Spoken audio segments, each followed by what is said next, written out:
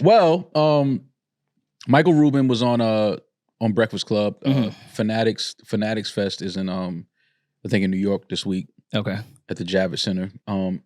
So Michael Rubin is doing his press run, and he spoke about black on black hate in the black culture, and says that he doesn't like it. He doesn't understand it. He wished that people would uplift each other. He does what he can to help people out any way that he can. So he just wished that everybody kind of had that mentality, and he hates to see black people tear down each other. And of course, the internet, anytime you have somebody that's not from black culture speak about or to black culture, the internet is going to find a way to engage and speak and express their feelings and opinions. And you got the mind your business clan that's out there on the internet. Let black folks talk about black business on the internet. But the thing that I sit back and laugh at is nobody had a problem when white people were supporting the Black Lives Matter movement.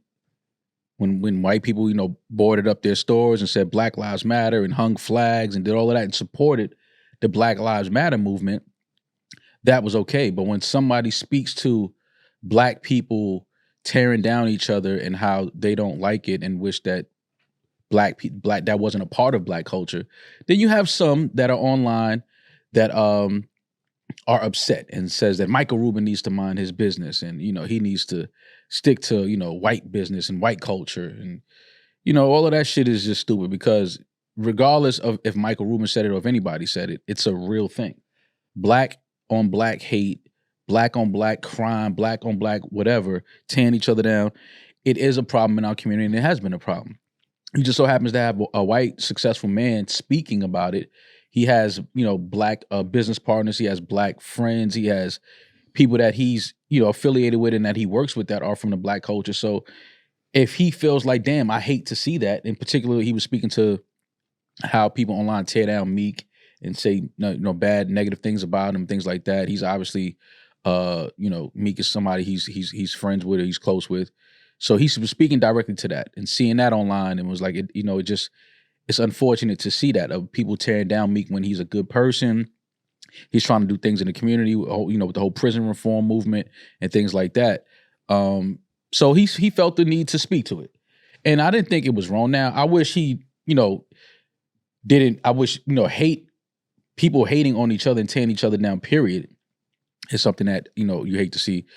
I wish he didn't make it specific to just black, but I understood what he was saying in terms of speaking directly to Meek and how, the internet and people have tried to tear Meek down and defamate his character and say that he's gay and things like that. Michael Rubin said it's not a gay bone in his body. I don't know how Michael Rubin knows that.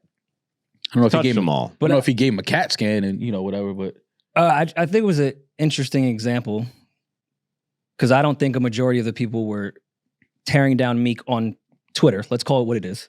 Twitter, not like really in the world. Mm-hmm. I don't think they were doing that because Meek was black. I don't agree with calling Meek gay just off some fake puffy paperwork, but people were just tearing down someone that happened to be in some paperwork at the moment. If Meek would have been white, I think that same thing would have happened. Now, I think respectful dialogue can happen in situations like this, even with a possible point wrong messenger situation. I just think it's a little hypocritical because he comes from a community that cannot be critiqued. Okay. Cannot be, or and if now, they are critiqued, it's a problem. What's so ironic about this entire thing of Michael Rubin probably saying, what do you mean? I was saying something that I've observed. I was just critiquing a culture I've been around. I have friends like this. Okay. But me saying you're from a community that can't be critiqued would be called anti-Semitic. And you would look at me, from the people in that community, as such for bringing that up. Making an observation that I think is 100% true in my 34 years on this earth. That community can never be critiqued, or it's anti-Semitic. Yeah. So it's a little hypocritical when you're from that community, and I've never ever heard you speak about that community and the flaws that you guys have, to then go on the Breakfast Club and critique someone else. So you don't agree with it because of the community he's from? That he shouldn't be speaking on black. And I'm not saying he represents the entire Jewish community, but let's not pretend Michael Rubin is not a staple within current. I do want to say media because he is everywhere. He's a name that we all know. He's not just some behind the scenes owner that we've never even heard of. He's very much forward facing. So when you are that, whether you like it or not, you are somewhat of a representation of your community, whether right or wrong. So to go and critique and to throw a stone when you live in the clearest glass house of all time is a little weird to me. I'm not here to discredit anything that he said per se, because it's not my place to do, because I'm not part of the black community. That would be for you guys to say if he's right or wrong in that way. Oh, he's 100% right. But just don't. But I think people, it's just because it's the messenger, not the message that people are. Yeah, but to Rory's point, I'm just to agree and build on what Rory's saying. My thing is like, that's not mutually exclusive to black people. Every community has beef and hate within it. Like, that's not black people are the only group tearing each other down. No. Asians do the same thing. No, he didn't say they were the only group. He just said he hates to see that. Yeah, okay, but like, don't make it a black. Like, I don't like. That's what I agree. Like, you're making it a black problem when it's a human problem. Like, look at our political system. But Donald Trump is the biggest hater of all time. He's shitting on and Biden. I'm not just siding one thing, but like our entire political system is built on tearing down the credibility of these are two very established white men. Like, that's just a human thing. That's not a black culture thing. That's just people. I don't think he was saying it's just a black culture thing. I think he was. But then why talk about it only through the guise of being of the black community? That's my problem. Just say, look, as people, But within my friends and the people that I'm close with, I saw it happen with me. Like, use Meek as an example of a friend that it's happened to. Don't make it like, okay, well, Meek's black. The black people were tearing him down. Therefore, the black people are saying bad things about my black friends. It's just people. Like, it's just people. No one. That was the one thing in it that it made it almost seem just like people it's make just fun of people.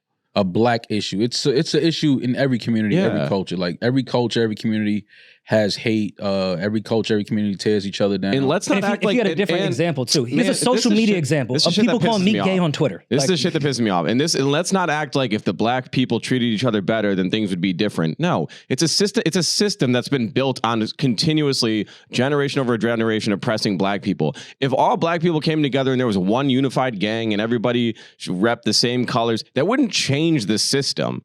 Black people becoming cool with each other wouldn't change their value in the system of the hierarchy of the capitalist society that this country is built on. That foundation wouldn't change at all. So it like takes the onus off of the system and puts it on the community that the system has never served.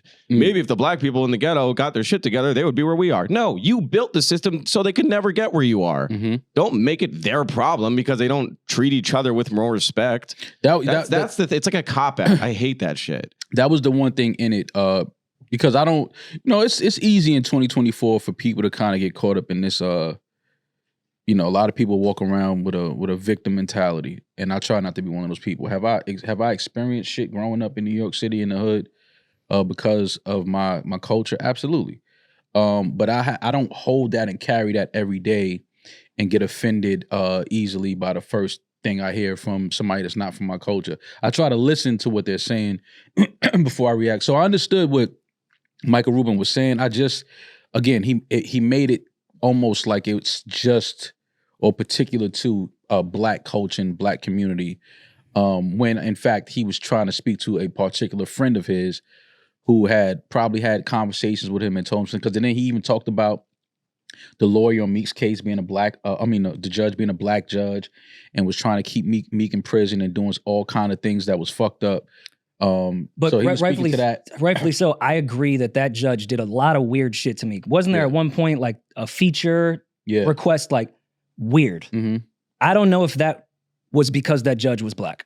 I think that judge was just a shitty, weird fucking judge. I don't think that was a black person tearing down another black person.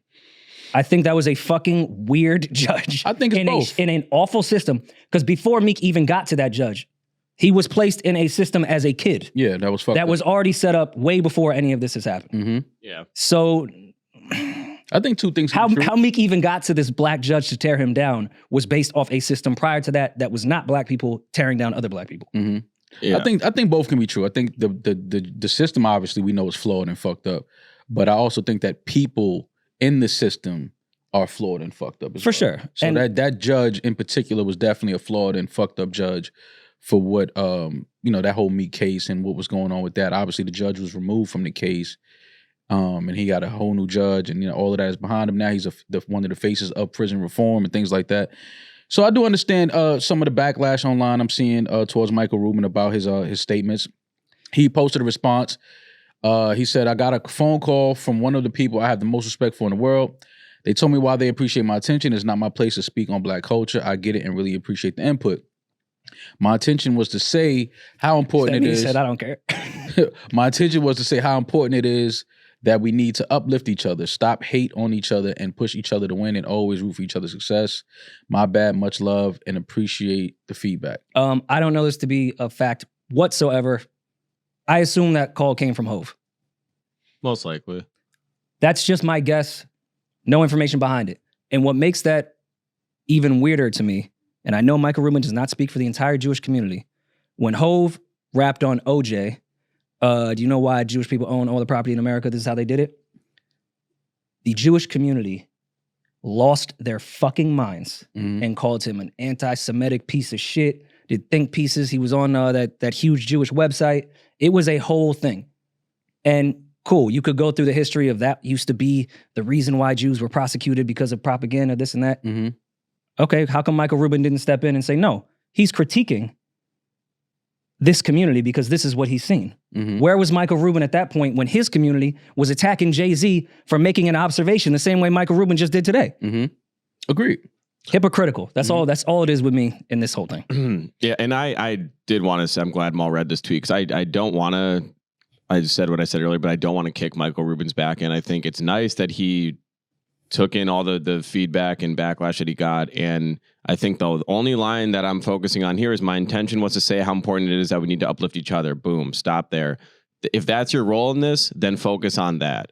Mm-hmm. That's all I would say to him moving forward. I know his heart's in the right place. So just be that guy for the community you want to help, every community you want to help and serve. Just continue to uplift. I agree with that. Because, from what I know about Michael Rubin, he does seem to always try to help people and put people in good positions business-wise and things like that. I know him for that too. I just think that, no matter what, whenever you have somebody that's not from black culture speaking on black cultural issues, there's always going to be some kickback. There's always going to be some, some type of knee-jerk reaction to it simply because this is somebody that's not from the culture speaking on it. But I do also agree with Rory. If you're going to speak on, the things that you don't like about black culture, as particularly hate on hate in the black culture, speak publicly about some of the things in your culture too. That's not right. Not only that, your culture is one that it is the biggest rule to never say anything about them. So that's what heightens it a bit for me in that regard. But I do agree. I know Michael Rubin to be a very genuine and helpful person from what I've heard from others that I know. I don't know him personally. I've never met him. Oh, Michael Rubin, you in trouble now. If you try to run for president in 20 years, they're going to play that tape back. He don't like black people. Stop. They gonna play that tape back. Look, this is how this not what he said. No, I know that's not what he said, but I'm just saying, how they spin things years down the line. I mean, for sure. Oh yeah, that could be like he was the guy that was cool with all the black guys and had the party in the Hamptons every summer, and now all of a sudden he's racist. They gonna spin this shit, Mike. So listen, if you thinking about politics 15 years down the line, you can scratch that shit, Michael Rubin. That shit is out of here. Yeah, man. I mean, again, I just think it was a cool conversation to have afterwards before people just get on publications. Yeah. I get it. Some private conversations they've had with certain people went well. Yeah. And then they say those points to the masses. And it's like, oh no, I was trying to be genuine and say I want to help people. But then you had no context to anything you said. And it sounded like you're saying black people tear each other down and I don't. Well, yeah. Well, yeah. I mean, again, if you're going to speak on that, you got to speak on your culture as well. You got to speak on the things that, your culture has done that wasn't beneficial for other cultures. You know what I mean? So if we're gonna have the conversation, I like the fact that he said it, because he's just proving to us that, you know, these conversations are being had behind closed doors amongst people that's not from my culture. So it's like, okay, cool, let's have the conversation. We only gonna get somewhere, as uncomfortable as it may be, you know, as rough as the conversation may be, we only gonna get somewhere and change things if we have conversation and then act on the things from that conversation. So I understand what Michael Rubin's heart is. Again, from what I've heard about him, he seems to be a pretty solid guy. Again, this is just one of those things that no matter what, once you start speaking on a culture that you're not from, there's going to be a reaction from that culture. So it is what it is. Yeah. And it just came across like Meek was the barrier of all of this. Well, like I've done so much for Meek and Lil Baby. Like, what's everyone else doing? Like, what? All right, Rubes, what we doing right now? Rubes. Like, no, I get, you was there for Meek through that whole thing. Yeah. You had a lot of influence in Pennsylvania, Philly, everything. Like, cool. All right. But that's not how everyone gauges, you know, uplifting everyone in the black community. Yeah. So, you know. Again, man, I think his heart was in the right place. It's just, when I heard it, I was like, oh boy. I said, oh boy. I know his phone blowing up. Because again, that's just one of those things. As soon as you speak on it, you're not from it, and you speak on it, you better make sure your house is clean too. Don't speak on somebody else's dirty living room and your living room is dirty. You can't do that.